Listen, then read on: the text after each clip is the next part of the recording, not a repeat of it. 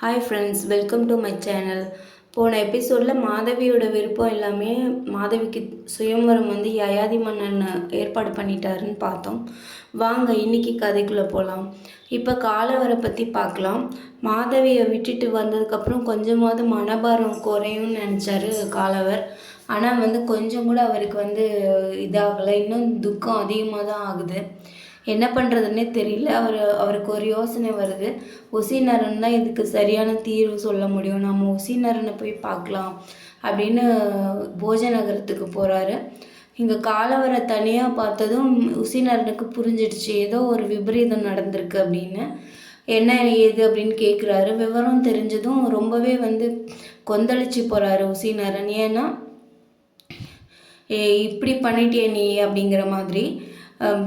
நீங்களாம் ரிஷிகள்னு சொல்லிக்கிறதுக்கு வெக்கமாக இல்லை உங்களுக்கெல்லாம்? நீங்களாம் ரிஷிகள் கிடையாது, மனிதர்களை வந்து வேட்டையாடுற மிருகம் நீங்களாம் அப்படின்னு சொல்கிறாரு. என்னோட குருநாதர் இப்படி பண்ணுவாருன்னு நினைக்கல அப்படின்னு காலவர் சொல்கிறாரு. நீ கூட தான் இப்படி பண்ணுவேன்னு நான் நினைக்கல அப்படின்னு சொல்கிறாரு உசினரன்.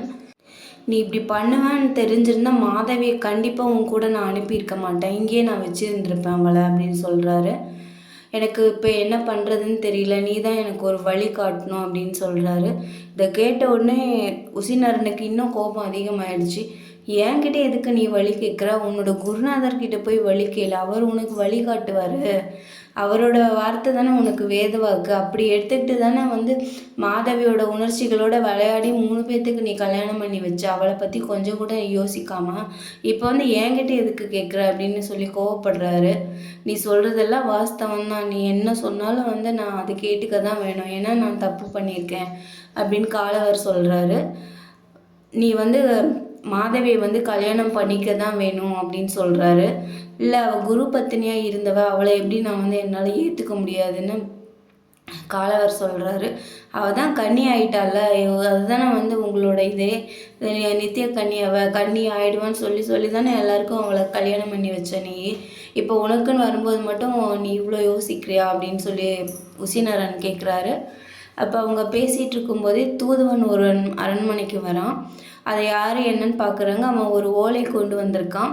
அந்த ஓலையில் என்ன இருக்குன்னா, மாதவிக்கு சுயம்வரம் அப்படின்னு யயாதி மன்னன் உசினரனை அழைச்சிருக்காரு, அழைப்பு விடுத்து அந்த ஓலையை அனுப்பியிருக்காரு. அதை பார்த்த உடனே காலவர் வந்து இப்போ என்ன சொல்கிறாருன்னா, பார்த்தியா அவளுக்கெல்லாம் 4 கல்யாணம் பாட்டி கூட இன்னும் அடங்கலை, நான் இந்த பக்கம் வந்தோடனே அந்த பக்கம் கல்யாணத்துக்கு சம்மதிச்சிருக்கா அப்படிங்கிற மாதிரி பேசுகிறாரு. அதை கேட்ட உடனே உசினரனால் தாங்கவே முடியல. நீலாம் ஒரு மனுஷன், உன்னெல்லாம் வந்து என்ன சொல்கிறதுன்னே எனக்கு தெரியல. அந்த பொண்ணு உன் கூடயே தானே வந்தது, உன்னோட சந்தோஷம்தான் தான் சந்தோஷம்னு வாழ்ந்தாவ. அதுக்காக தானே வந்து 3 மன்னர்களை வந்து கல்யாணம் பண்ணி உன் குருவை கல்யாணம் பண்ணி அவ்வளோ கஷ்டப்பட்டிருக்கா. அவளை போய் இப்படிலாம் வந்து நீ வாய் கூசாமல் சொல்கிறிய. நீ எப்படி கட்டாயப்படுத்தி 4 பேருக்கு கல்யாணம் பண்ணி வச்சியோ அந்த மாதிரி அவங்க அப்பா கட்டாயப்படுத்தியிருப்பார், அதுக்காக அவள் இணங்கியிருப்பா.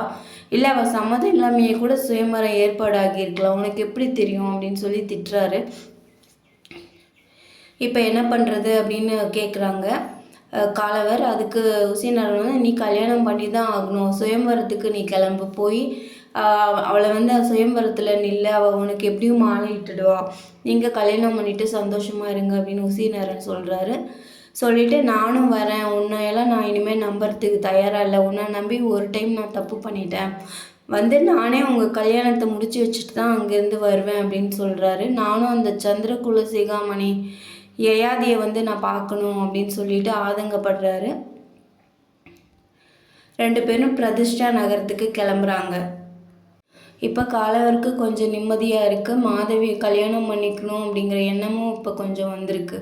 2 பேரும் ஆர்வமாக கிளம்புறாங்க. நன்றி. அடுத்த எபிசோடில் சந்திக்கலாம்.